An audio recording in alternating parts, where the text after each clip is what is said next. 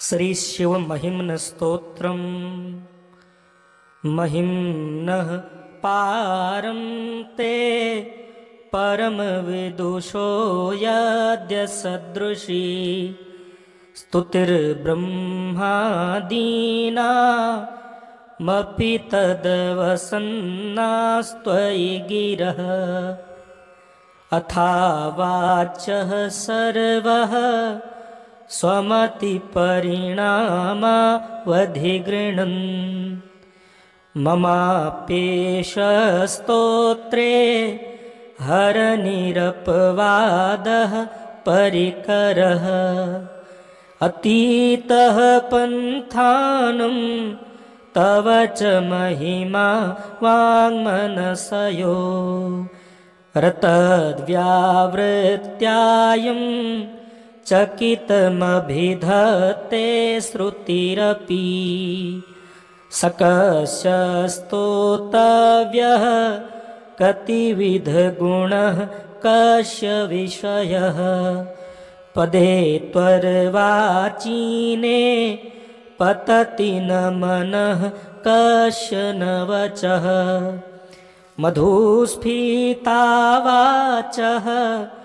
परममृतं निर्मितवत स्तव ब्रह्मन् किं वागपि सुरगुरोर्विस्मयपदं मम त्वेतां वाणी गुणकथनपुण्येन भवतः पुनामीत्यर्थेऽस्मिन् पुरमथन बुद्धिर्व्यवसिता तवैश्वर्यं यत् जगदुदय रक्षा प्रलयकृत् त्रयीवस्तु व्यस्तं त्रिसृषु गुणभिन्नासु तनुषु अभव्यानामस्मिन् वरदरमणीया मरमणि विहन्तुं व्याक्रोशीं विदधत इहैके जडधियः किमिह किङ्काय स खलु किमुपायस्त्रिभुवनं किमाधारो धाता सृजति किमुपादान इति च अतर्क्यैश्वर्ये त्वयि यवनवसरदुहस्तो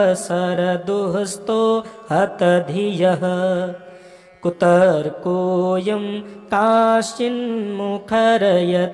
मोहाय जगतः अजन्मानो लोकाः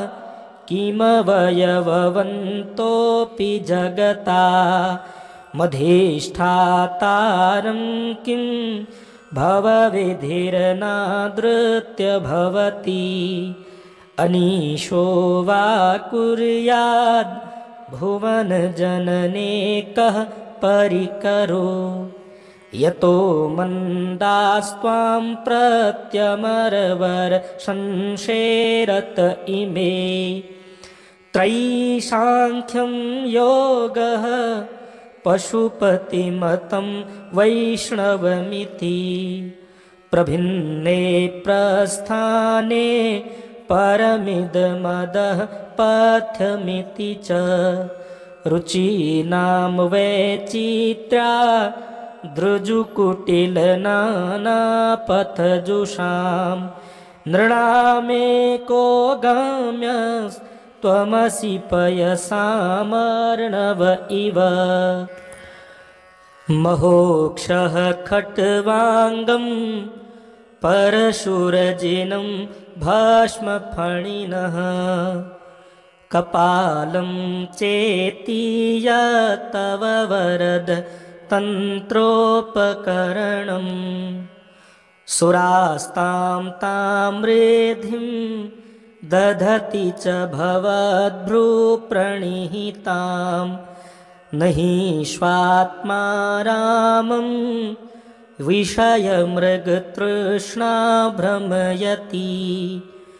ध्रुवं कश्चित् सर्वं सकलं परस्त्वध्रुवमिदं परो ध्रुव्याध्रुव्ये जगति गदति व्यस्तविषये समस्तेऽप्येतस्मिन् पुरमथनतैर्विस्मित इव स्तुवं जिह्वेमि त्वां न खलु ननु धृष्टा मुखरता तवैश्वर्यं यत्नाद्यदुपरि विरिञ्चो हरिरधः परिच्छेतुं याता वनलमनलस्कन्धवपुषः ततो भक्तिश्रद्धा भरगुरुगृणद्भ्यां गिरिशयत्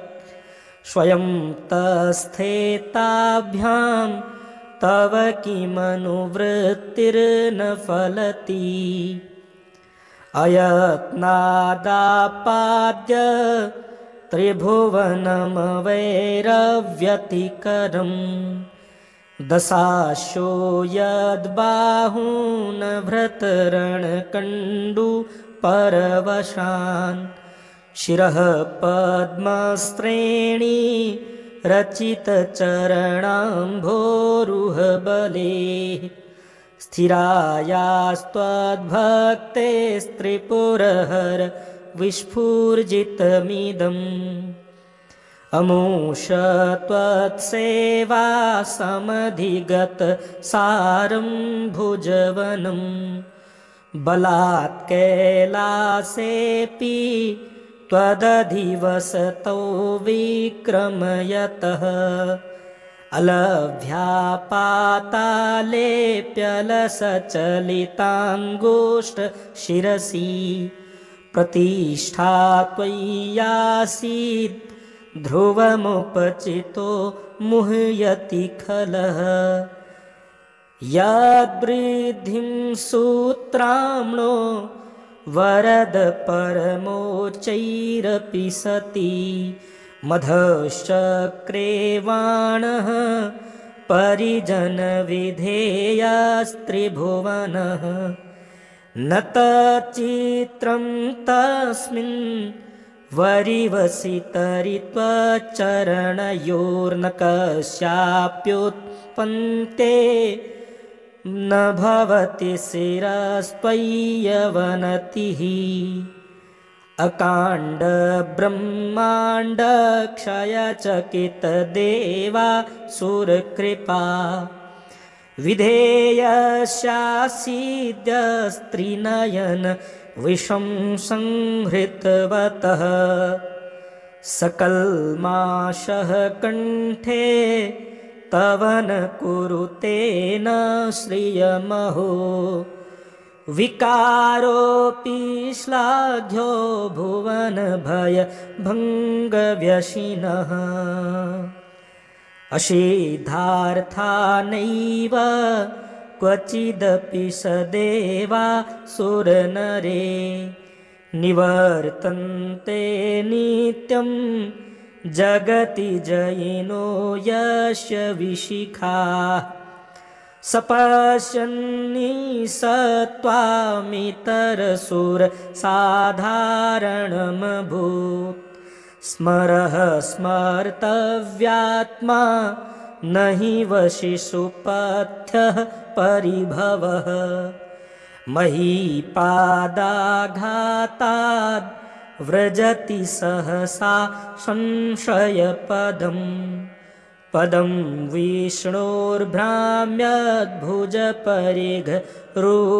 विष्णोर्भ्राम्यद्भुजपरिघरुग्णग्रहगणम् मुहूर्द्योर्दोस्थ्यं यात्यनिवृतजटा ताडिततटा जगद्रक्षायै त्वं नटसि ननु वामेव विभूता वियद्व्यापितारा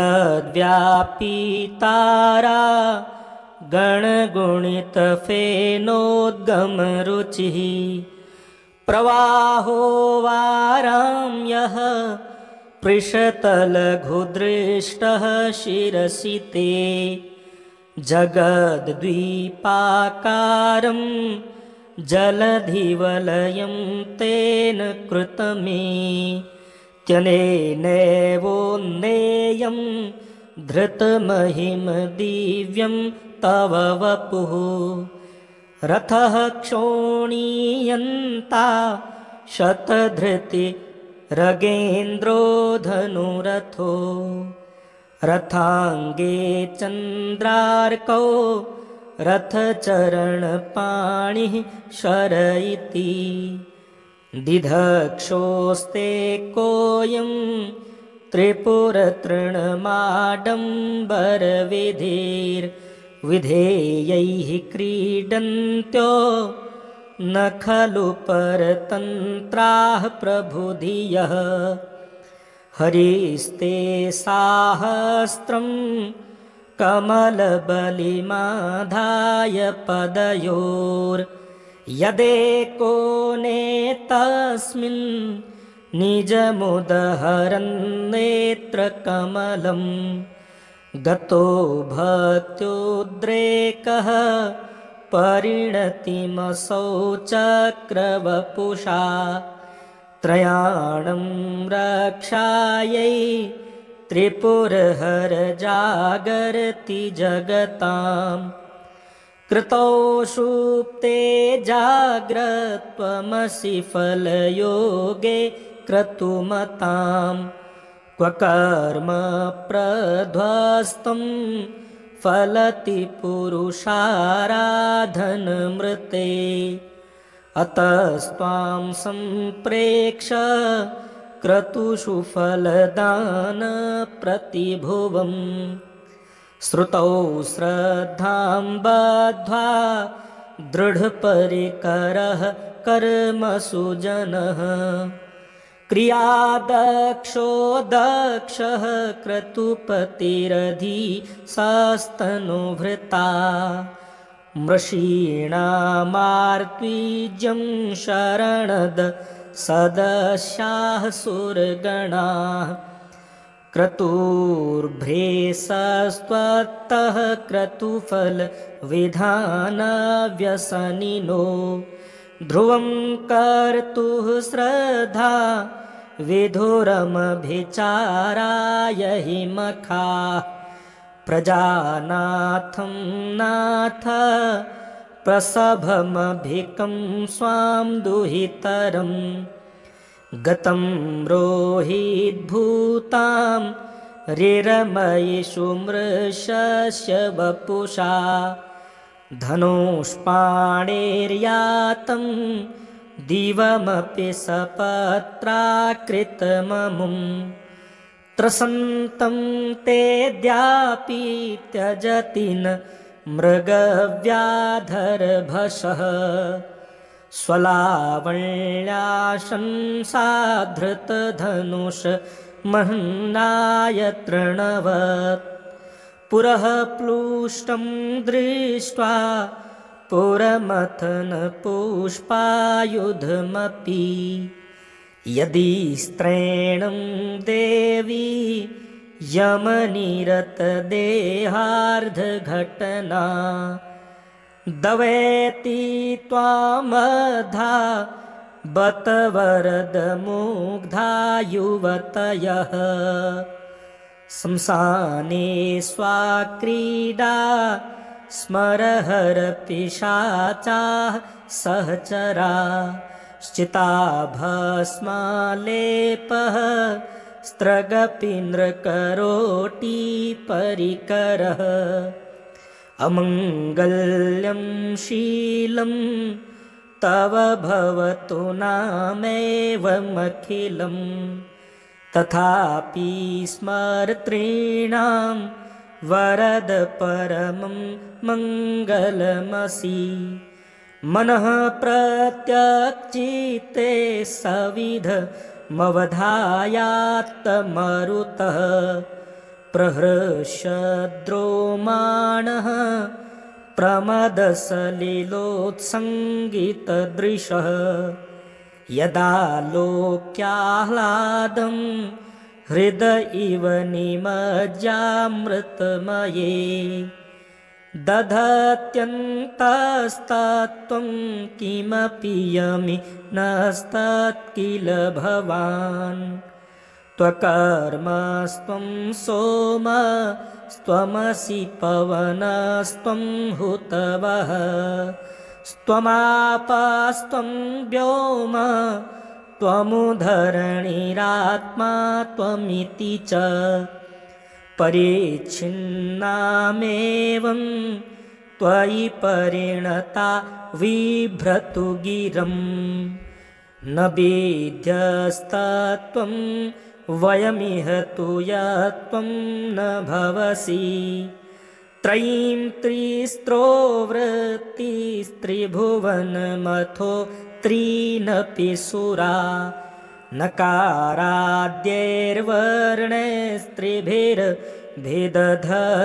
नकाराद्यैर्वर्णैस्त्रिभिर्भेदधत्तीर्णविकृति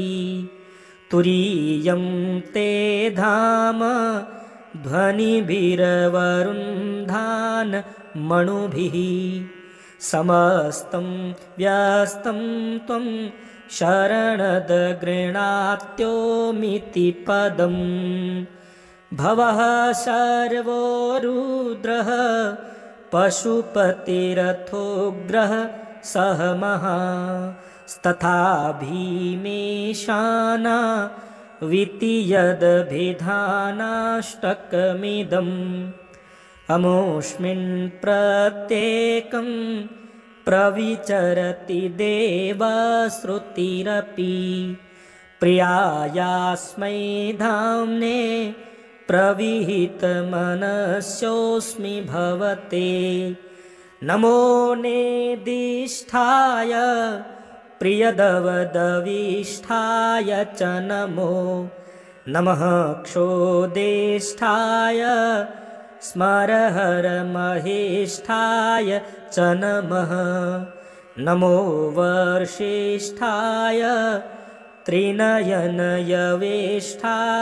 च नमो नमः सर्वस्मै ते तदिदमिति शर्वाय च नमः बहुलरजसे विश्वोदपत्तो भवाय नमो नमः प्रबलतमसे तत्संहारे हराय नमो नमः जनसुखकृते सत्त्वोद्रिक्तौ मृडाय नमो नमः प्रमहसि पदे निस्त्रैगुण्यै शिवाय नमो नमः कृषिपरिणतिचेतः क्लेशवश्यं क्वचेदं क्व च तव गुणसीमोल्लङ्घिनी स्वदृद्धिः इति चकितं मन्दीकृत्य मां भक्तिराधात् वरदचरणयोस्ते वाक्यपुष्पोपहारम् अशितगिरिसमं स्यात् कज्जलं सिन्धुपात्रे सुरतरुवरशाखा लेखनी पत्रमुर्वी लिखति यदि गृहीत्वा शारदा सर्वकालं तदपि तौ गुणानामीशपारं न याति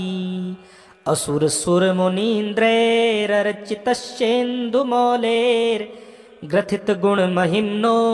निर्गुणस्येश्वरस्य सकलगणवरिष्ठः पुष्पदन्ताभिधानो रुचिर्मल्लघुवृत्तैः स्तोतत्मेतच्चकार अहरहरनवद्यं धूर्जटेः स्तोत्रमेतत् पठति परमभक्त्या शुद्धचित्तः पुमान् यः स भवति शिवलोके रुद्रतुल्यस्तथात्र प्रचुरतरधनायुः पुत्रवान् कीर्तिमाश महेशान्नापरो देवो महिम्नो नापरा स्तुतिः अघोरान्नापरो मन्त्रो नास्ति तत्त्वं गुरोः परम् दीक्षादानं तपस्तीर्थं ज्ञानं यागादिकाः क्रियाः महिम्नस्तव पाठस्य कलां नार्हन्ति षोडशीम् कुसुमदसन नामा सर्वगन्धर्वराजः शिशुशशिधरमौलेर्देवदेवस्य दासः स खलु निजमहिम्नो भ्रष्ट एवास्य रोषात् स्तवनमिदं कार्षीद् दिव्यदिव्यं महिम्नः सुरवरमुनिपूज्यं स्वर्गमोक्षैकहेतुं पठति यदि मनुष्यः प्राञ्जलिर्नान्यचेताः व्रजति शिवसमीपं किन्नरैः स्तूयमानः स्तवनमिदं मुमोघं पुष्पदन्तप्रणीतम् आसमाप्तमिदं स्तोत्रं पुण्यं गन्धर्ववासितम् अनौपम्यं मनोहारी शिवमीश्वरवर्णनम् इत्येषा वाङ्मयी पूजा श्रीमच्छङ्करपादयोः अर्पिता तेन देवेशः प्रीयतां मे सदाशिवः तव तत्त्वं न जानामि कीदृशोऽसि महेश्वर यादृशोऽसि महादेव तादृशाय नमो नमः एककालं द्विकालं वा त्रिकालं यः पठेन्नरः सर्वपापविनिर्मुक्तः शिवलोके महीयते श्रीपुष्पदन्तमुखपङ्कजनिर्गतेन स्तोत्रेण किल्बिषहरेण हरप्रियेण कण्ठस्थितेन पठितेन समाहितेन सुप्रीणितो भवति भूतपतिर्महेशः। श्रीशिवमहिम्नस्तोत्रम् महिम्नः पारं ते परमविदुषो यद्य सदृशी स्तुतिर्ब्रह्मादीनामपि तद्वसन्नास्त्वयि गिरः अथावाचः सर्वः स्वमतिपरिणामावधिगृह्णन् ममाप्येष स्तोत्रे हरनिरपवादः परिकरः अतीतः पन्थानं तव च महिमा वाङ्मनसयो रतद्व्यावृत्यायं चकितमभिधत्ते श्रुतिरपि सकस्य स्तोतव्यः कतिविधगुणः कस्य विषयः पदे त्वर्वाचीने पतति न मनः कस्य न वचः मधुस्फीता वाचः परममृतं निर्मितवत स्तव ब्रह्मन् किं वागपि सुरगुरोर्विस्मयपदं मम त्वेतां वाणी गुणकथनपुण्येन भवतः पुनामीत्यर्थेऽस्मिन् पुरमथन बुद्धिर्व्यवसिता तवैश्वर्यं यत् जगदुदय रक्षा प्रलयकृत् त्रयीवस्तु व्यस्तं त्रिसृषु गुणभिन्नासु तनुषु अभव्यानामस्मिन् वरदरमणीया मरमणि विहन्तुं व्याक्रोशीं विदधत इहैके जडधियः किमिह किङ्काय स खलु किमुपायस्त्रिभुवनं किमाधारो धाता सृजति किमुपादान इति च अतर्क्यैश्वर्ये त्वयि यवनवसरदुःस्थो हतधियः कुतर्कोऽयं काश्चिन्मुखरयति मोहाय जगतः अजन्मानो लोकाः किमवयववन्तोऽपि जगता मधेष्ठातारं किं भवविधिर्नादृत्य भवति अनीशो वा कुर्याद् भुवनजनने कः परिकरो यतो मन्दास्त्वां प्रत्यमरवर्षंशेरत इमे त्रयीसाङ्ख्यं योगः पशुपतिमतं वैष्णवमिति प्रभिन्ने प्रस्थाने परमिदमदः पथ्यमिति च रुचीनां वैचित्र्या दृजुकुटिलनानापथजुषां नृणामेको गम्यस्त्वमसि पयसामर्णव इव महोक्षः खट्वाङ्गं परशुरजिनं भस्मफणिनः कपालं चेतीय तव वरद तन्त्रोपकरणं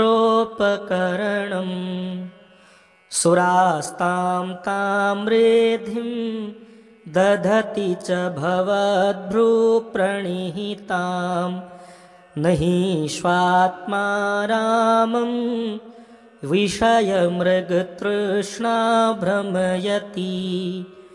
ध्रुवं कश्चिद् सर्वं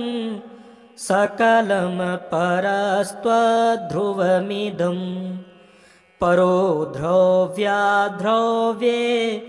जगति गदति व्यस्तविषये समस्तेऽप्येतस्मिन् पुरमथनतैर्विस्मित इव स्तुवं जिह्वेमि त्वां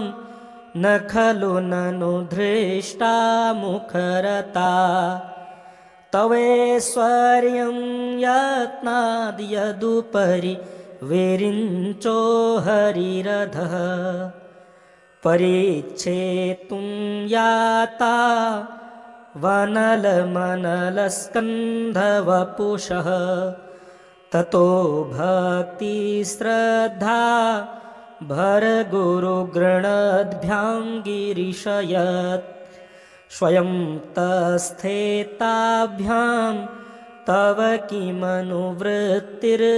फलति अयत्नादापाद्य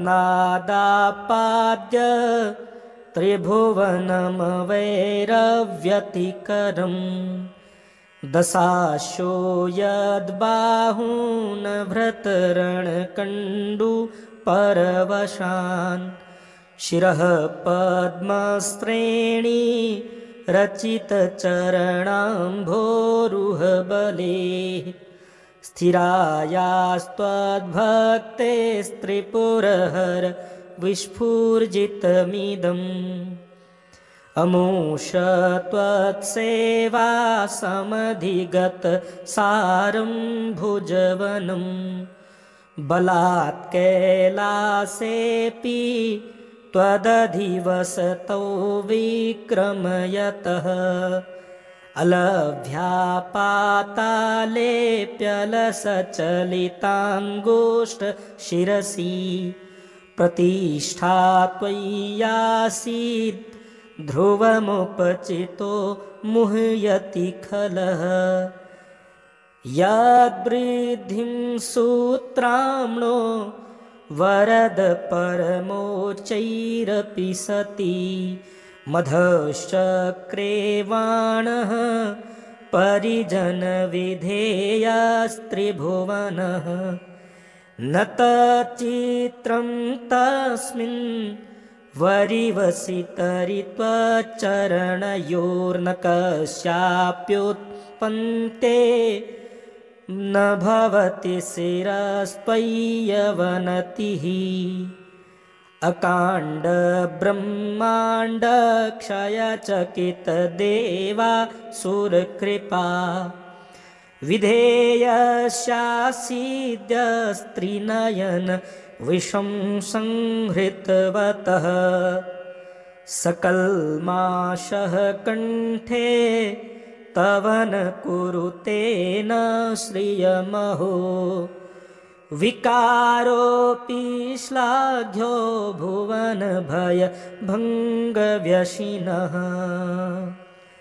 असिद्धार्थानैव क्वचिदपि सदेवासुरनरे निवर्तन्ते नित्यं जगति जयिनो यस्य विशिखाः सपश्यन्नि सत्त्वामितरसुरसाधारणमभूत् स्मरः स्मर्तव्यात्मा न हि वशिषुपथ्यः परिभवः महीपादाघाताद् व्रजति सहसा संशयपदम् पदं विष्णोर्भ्राम्यद्भुजपरिघरुग्णग्रहगणम् मुहूर्द्योर्दोस्थ्यं यात्यनिवृतजटा ताडिततटा जगद्रक्षायै त्वं नटसि ननु वामेव विभूता वियद्व्यापीतारा गणगुणितफेनोद्गमरुचिः प्रवाहो वाराम्यः पृषतलघुदृष्टः शिरसि ते जगद्द्वीपाकारं जलधिवलयं तेन कृतमे त्यनेनैवोन्नेयं धृतमहिमदिव्यं तव वपुः रथः क्षोणीयन्ता शतधृति रगेन्द्रो धनुरथो रथाङ्गे चन्द्रार्कौ रथचरणपाणिः शर इति दिधक्षोस्ते कोऽयं त्रिपुरतृणमाडम्बरविधेर्विधेयैः क्रीडन्त्यो न खलु परतन्त्राः प्रभुधियः हरिस्ते साहस्रं कमलबलिमाधाय पदयोर्यदेको नेतस्मिन् निजमुदहरन्नेत्रकमलं गतो भक्त्युद्रेकः परिणतिमसौ चक्रवपुषा त्रयाणं रक्षायै त्रिपुरहरजागर्ति जगतां कृतौ सुप्ते जाग्रत्वमसि फलयोगे क्रतुमतां क्व कर्म प्रध्वस्तं फलति पुरुषाराधनमृते अतस्त्वां सम्प्रेक्ष क्रतुषु फलदानप्रतिभुवम् श्रुतौ श्रद्धां बद्ध्वा दृढपरिकरः कर्मसु जनः क्रियादक्षो दक्षः क्रतुपतिरधीशस्तनुभृता मृषीणामार्त्वीज्यं शरणद सदस्याः सुरगणाः क्रतुर्भ्रेसस्त्वत्तः क्रतुफलविधानव्यसनिनो ध्रुवं कर्तुः श्रद्धा विधुरमभिचाराय हि मखाः प्रजानाथं नाथ प्रसभमभिकं स्वां दुहितरं गतं रोहिद्भूतां रिरमयिषु मृषस्य वपुषा धनुष्पाणेर्यातं दिवमपि सपत्राकृतममुं त्रसन्तं तेऽद्यापि त्यजति न मृगव्याधरभसः स्वलावण्या शंसाधृतधनुष महन्नाय तृणवत् पुरः प्लुष्टं दृष्ट्वा पुरमथन पुष्पायुधमपि यदि स्त्रैणं देवी यमनिरतदेहार्धघटना दवेति त्वामधा बत वरदमुग्धा युवतयः शंसाने स्वाक्रीडा स्मरहरपिशाचाः सहचरा श्चिताभस्मालेपः स्त्रगपीन्द्रकरोटिपरिकरः अमङ्गल्यं शीलं तव भवतु नामेवमखिलं तथापि स्मर्तॄणां वरद परमं मङ्गलमसि मनः प्रत्यक्षिते सविधमवधायात्तमरुतः प्रहृष्यद्रोमाणः प्रमदसलिलोत्सङ्गितदृशः यदा लोक्याह्लादं हृदय इव निमज्जामृतमये दधत्यन्तस्तत्त्वं किमपि यमिनस्तत्किल भवान् त्वकर्मस्त्वं सोमस्त्वमसि पवनस्त्वं हुतवः स्त्वमापस्त्वं व्योम त्वमुधरणिरात्मा त्वमिति च परिच्छिन्नामेवं त्वयि परिणता बिभ्रतु गिरं न वेद्यस्तत्त्वं वयमिह तु यत्त्वं न भवसि त्रयीं त्रिस्त्रो वृत्तिस्त्रिभुवनमथो त्रीनपि सुरा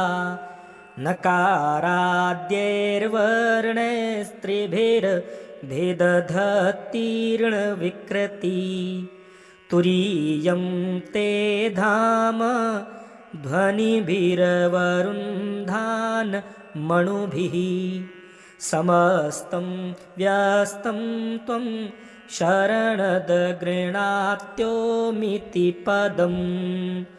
भवः सर्वो रुद्रः पशुपतिरथोग्रः सह महास्तथा भीमेशाना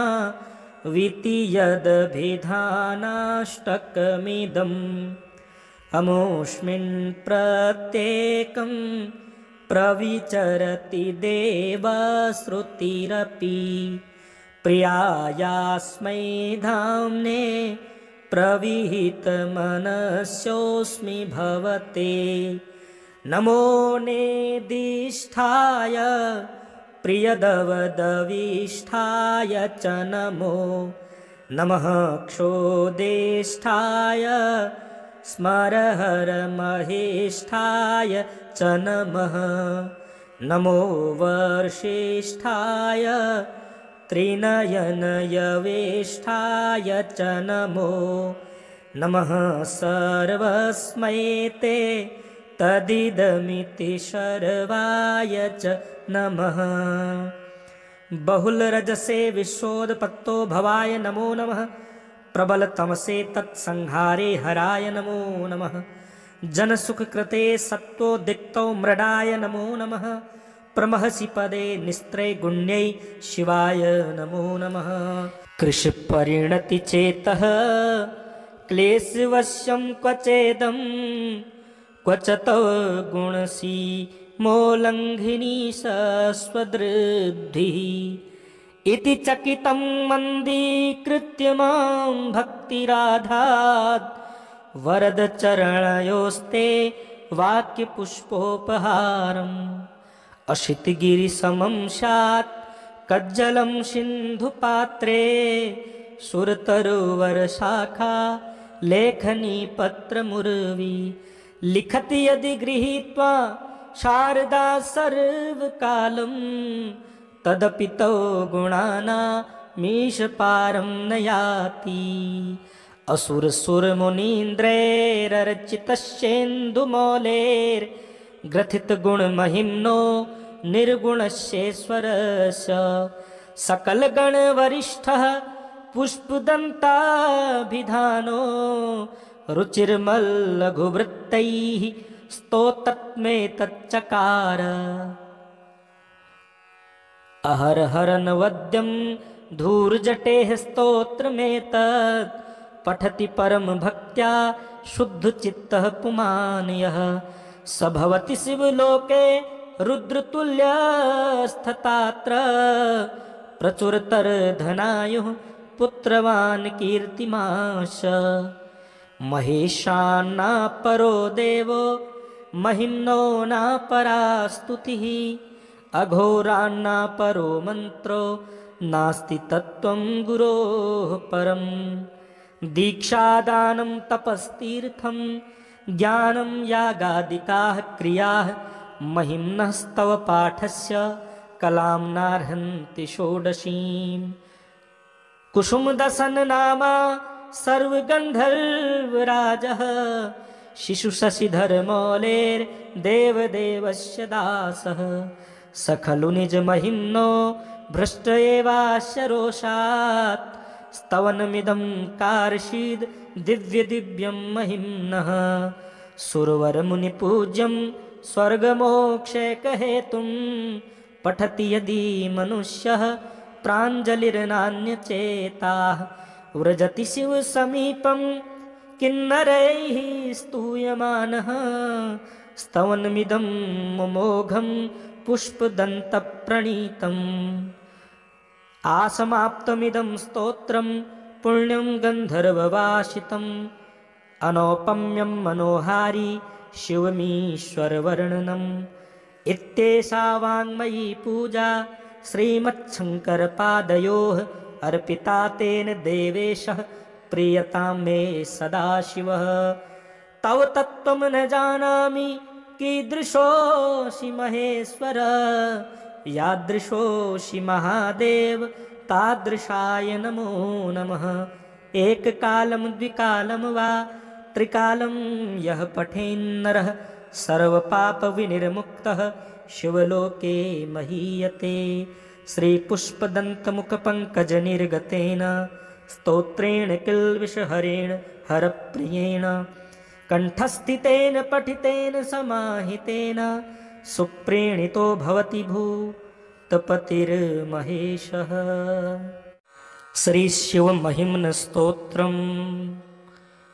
महिम्नः पारं ते परमविदुषो यद्य सदृशी स्तुतिर्ब्रह्मादीनामपि तदवसन्नास्त्वयि गिरः। अथावाचः सर्वः स्वमतिपरिणामावधिगृह्णन् ममाप्येषस्तोत्रे हरनिरपवादः परिकरः। अतीतः पन्थानं तव च महिमा वाङ्मनसयो रतद्व्यावृत्यायं चकितमभिधत्ते श्रुतिरपि। सकस्य स्तोतव्यः कतिविधगुणः कस्य विषयः पदे त्वर्वाचीने पतति न मनः कस्य न वचः। मधुस्फीता वाचः परममृतं निर्मितवत स्तव ब्रह्मन् किं वागपि सुरगुरोर्विस्मयपदं मम त्वेतां वाणी गुणकथन पुण्येन भवतः पुनामीत्यर्थेऽस्मिन् पुरमथन बुद्धिर्व्यवसिता तवैश्वर्यं यत् जगदुदय रक्षा प्रलयकृत् त्रयीवस्तु व्यस्तं त्रिसृषु गुणभिन्नासु तनुषु अभव्यानामस्मिन् वरदरमणीया मरमणि विहन्तुं व्याक्रोशीं विदधत इहैके जडधियः किमिह किङ्काय स खलु किमुपायस्त्रिभुवनं किमाधारो धाता सृजति किमुपादान इति च अतर्क्यैश्वर्ये त्वयि यौनवसरदुःस्थो हतधियः कुतर्कोऽयं काश्चिन्मुखरयति मोहाय जगतः अजन्मानो लोकाः किमवयववन्तोऽपि जगता मधिष्ठातारं किं भवविधिर्नादृत्य भवति अनीशो वा कुर्याद् भुवनजनने कः परिकरो यतो मन्दास्त्वां प्रत्यमरवर संशेरत इमे त्रयीसाङ्ख्यं योगः पशुपतिमतं वैष्णवमिति प्रभिन्ने प्रस्थाने परमिदमदः पथमिति च रुचीनां वैचित्र्या दृजुकुटिलनानापथजुषां नृणामेको गम्यस्त्वमसि पयसामर्णव इव महोक्षः खट्वाङ्गं परशुरजिनं भस्मफणिनः कपालं चेति तव वरद तन्त्रोपकरणं सुरास्तां ताम्रेधिं दधति च भवद्भ्रूप्रणिहितां न हि स्वात्मा रामं विषयमृगतृष्णा भ्रमयति ध्रुवं कश्चिद् सर्वं सकलं परस्त्वध्रुवमिदं परो ध्रुव्याध्रुव्ये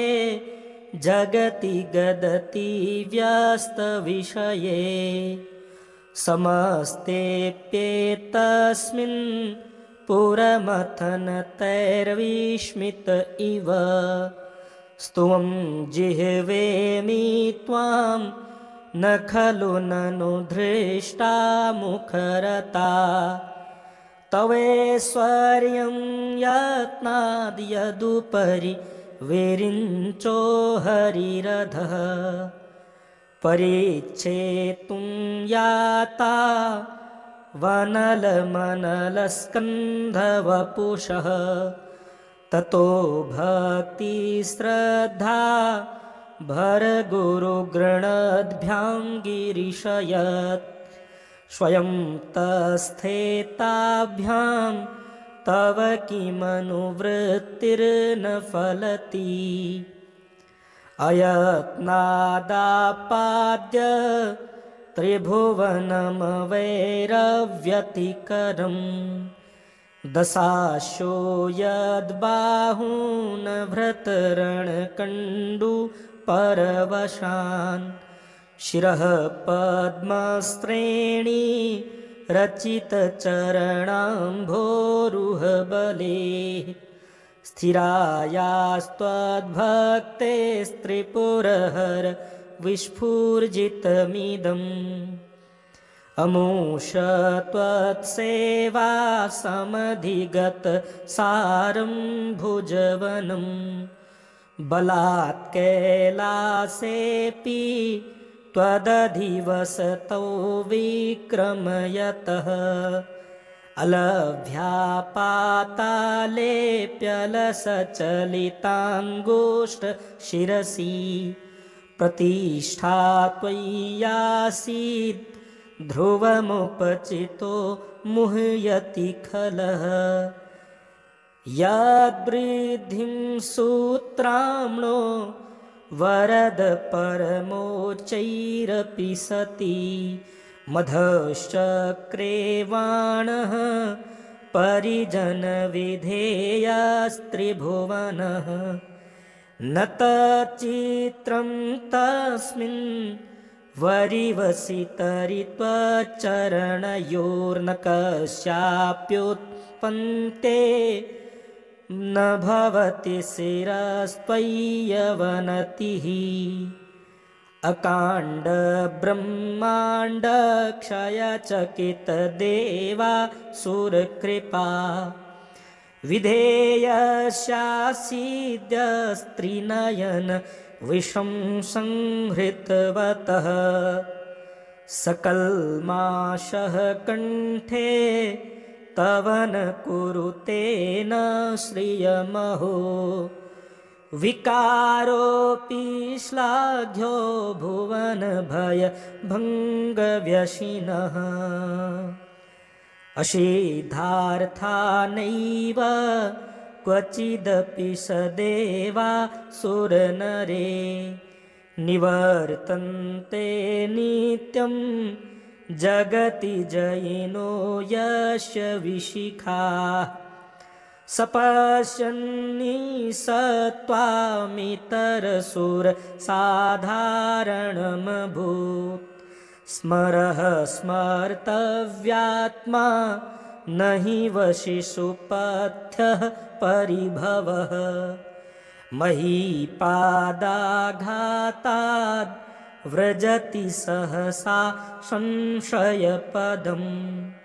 पदं विष्णोर्भ्राम्यद्भुजपरिघरुग्णग्रहगणम् मुहूर्द्योर्दोस्थ्यं यात्यनिवृतजटा ताडिततटा जगद्रक्षायै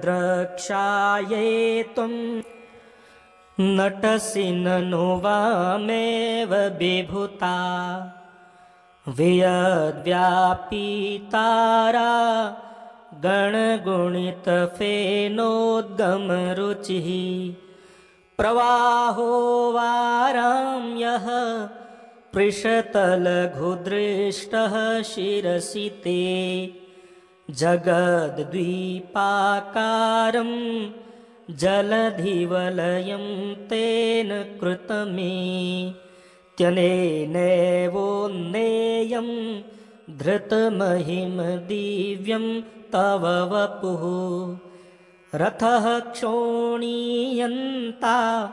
शतधृति रगेन्द्रो धनुरथो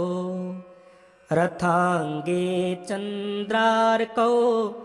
रथचरणपाणिः शर इति दिधक्षोस्ते कोऽयं त्रिपुरतृणमाडम्बरविधेर्विधेयैः क्रीडन्त्यो न खलु परतन्त्राः प्रभुधियः हरिस्ते साहस्रं कमलबलिमाधाय पदयोर्यदेको नेतस्मिन् निजमुदहरन्नेत्रकमलं गतो भक्त्युद्रेकः परिणतिमसौ चक्रवपुषा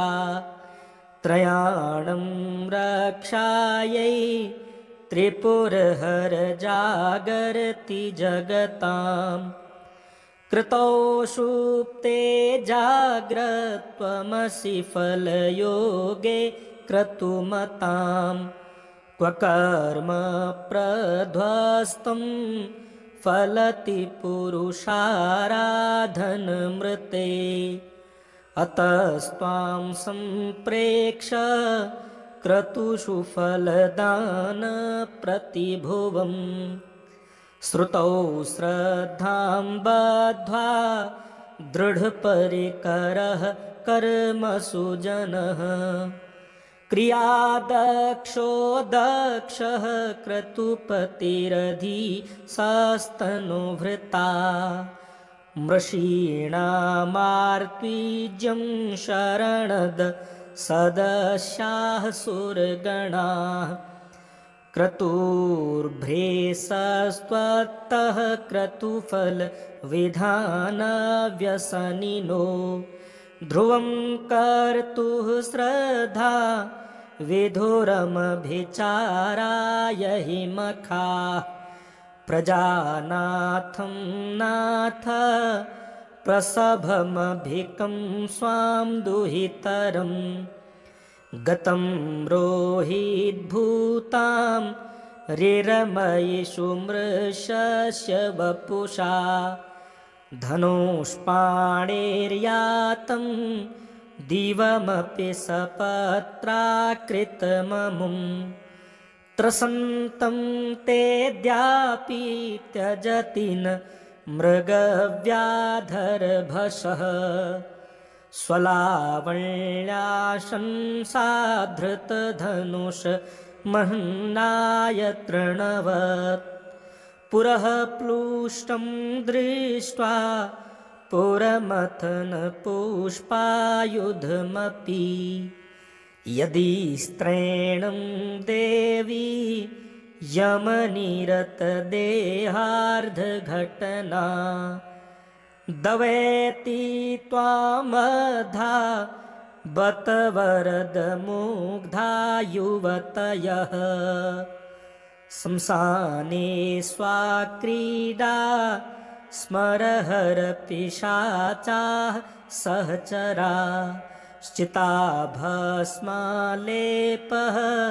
स्त्रगपीन्द्रकरोटिपरिकरः अमङ्गल्यं शीलं तव भवतु नामेवमखिलं तथापि स्मर्तॄणां वरद परमं मङ्गलमसि मनः प्रत्यक्चित्ते सविधमवधायात्तमरुतः प्रहृष्यद्रोमाणः प्रमदसलिलोत्सङ्गितदृशः यदा लोक्याह्लादं हृदय इव निमज्जामृतमये दधत्यन्तस्तत्त्वं किमपि यमिनस्तत्किल भवान् त्वकर्मस्त्वं सोम स्त्वमसि पवनस्त्वं हुतवः स्त्वमापस्त्वं व्योम त्वमुधरणिरात्मा त्वमिति च परिच्छिन्नामेवं त्वयि परिणता बिभ्रतु गिरं न वेद्यस्तत्त्वं वयमिह तु यत्त्वं न भवसि त्रयीं त्रिस्त्रो वृत्तिस्त्रिभुवनमथो त्रीनपि सुरा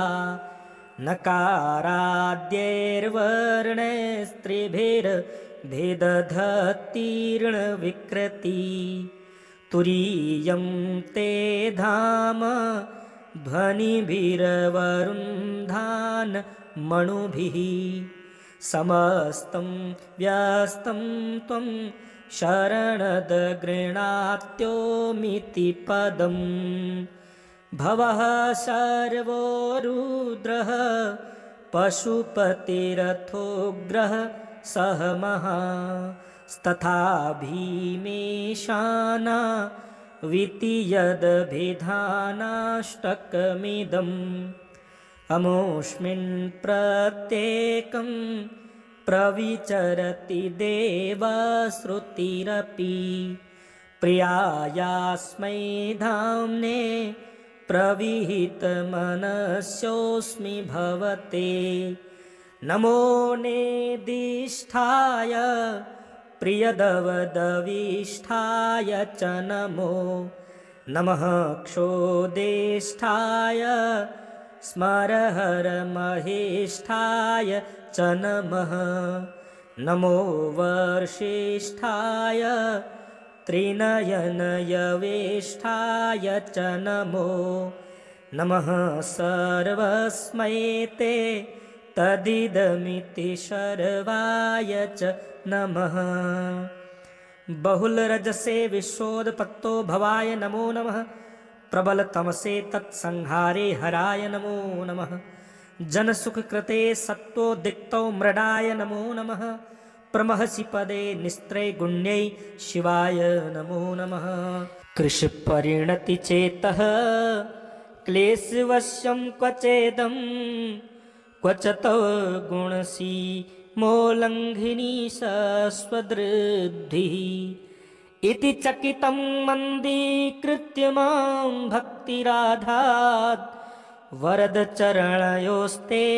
वाक्यपुष्पोपहारम् अशितगिरिसमं स्यात् कज्जलं सिन्धुपात्रे सुरतरुवरशाखा लेखनी पत्रमुर्वी लिखति यदि गृहीत्वा शारदा सर्वकालं तदपि तौ गुणानामीशपारं न याति असुरसुरमुनीन्द्रैरर्चितश्चेन्दुमौलेर्ग्रथितगुणमहिम्नो निर्गुणस्येश्वरस्य सकलगणवरिष्ठः पुष्पदन्ताभिधानो रुचिर्मल्लघुवृत्तैः स्तोत्रमेतच्चकार अहरहरनवद्यं धूर्जटेः स्तोत्रमेतत् पठति परमभक्त्या शुद्धचित्तः पुमान् यः स भवति शिवलोके रुद्रतुल्यस्तथात्र प्रचुरतरधनायुः पुत्रवान् कीर्तिमाश महेशान्नापरो देवो महिम्नो नापरा स्तुतिः अघोरान्नापरो मन्त्रो नास्ति तत्त्वं गुरोः परम् दीक्षादानं तपस्तीर्थं ज्ञानं यागादिकाः क्रियाः महिम्नस्तव पाठस्य कलां नार्हन्ति षोडशीम् कुसुमदशननामा सर्वगन्धर्वराजः शिशुशशिधरमौलेर्देवदेवस्य दासः स खलु निजमहिम्नो भ्रष्ट एवास्य रोषात् स्तवनमिदं कार्षीद् दिव्यदिव्यं महिम्नः सुरवरमुनिपूज्यं स्वर्गमोक्षैकहेतुं पठति यदि मनुष्यः प्राञ्जलिर्नान्यचेताः व्रजति शिवसमीपं किन्नरैः स्तूयमानः स्तवनमिदं मोघं पुष्पदन्तप्रणीतम् आसमाप्तमिदं स्तोत्रं पुण्यं गन्धर्ववासितम् अनौपम्यं मनोहारी शिवमीश्वरवर्णनम् इत्येषा वाङ्मयी पूजा श्रीमच्छङ्करपादयोः अर्पिता तेन देवेशः प्रीयतां मे सदाशिवः तव तत्त्वं न जानामि कीदृशोऽसि महेश्वर यादृशोऽसि महादेव तादृशाय नमो नमः एककालं द्विकालं वा त्रिकालं यः पठेन्नरः सर्वपापविनिर्मुक्तः शिवलोके महीयते श्रीपुष्पदन्तमुखपङ्कजनिर्गतेन स्तोत्रेण किल्बिषहरेण हरप्रियेण कण्ठस्थितेन पठितेन समाहितेन सुप्रीणितो भवति भूतपतिर्महेशः।